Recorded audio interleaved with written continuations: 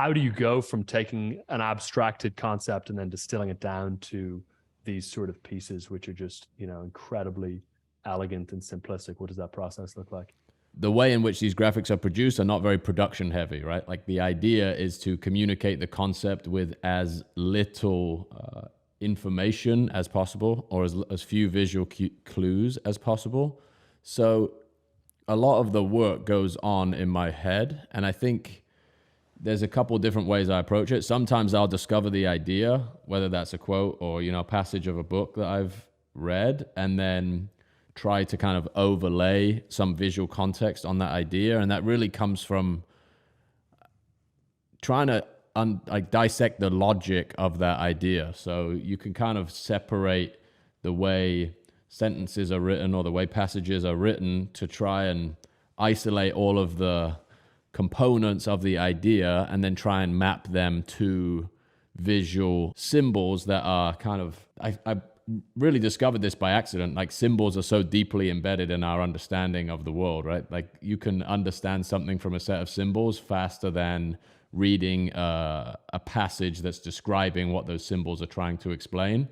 Arrows, circles, like simple geometric shapes that just carry all of this meaning, and I think have carried so much meaning throughout our civilization and culture, that you can kind of tap into some of those foundations of meaning and compose them in new and different ways. So one way is to literally take a sentence and start to try and isolate, is there a contrast here, or what would I need to add to this idea in order to emphasize a certain piece of it? There's a few different mechanisms, and sometimes you kind of use similar mechanisms to say different things. So comparison is a big one, where this is kind of before, after, you contrast these two situations.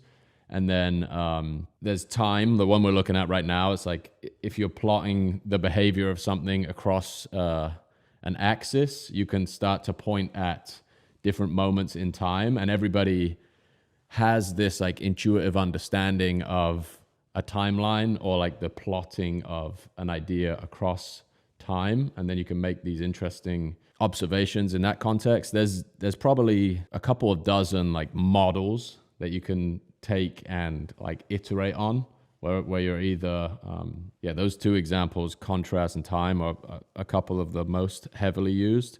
And then other times I'll just kind of have this almost arrive at the visual first, where there's, whether or not it's like instinct or a bunch of experiences that kind of add up together to become this thing that you can then overlay on an image. I think what's true about a lot of these is they can represent maybe,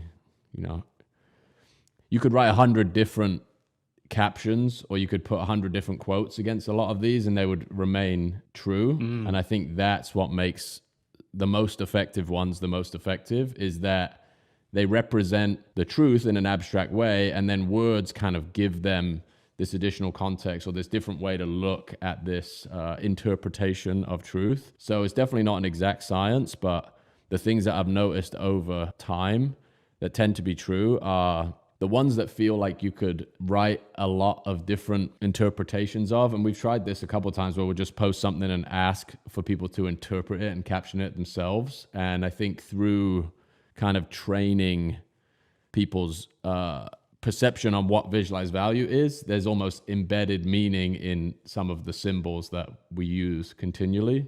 A wordy answer, but it's kind of a combination of reverse engineering it by thinking about the logic in a statement, and then other times it's just arriving at this depiction of an idea that you've found to be true in a lot of different contexts.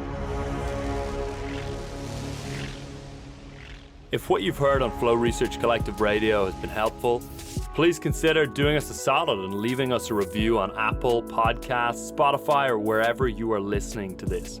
Reviews help us connect to a wider audience so we can get these peak performance principles out to more people.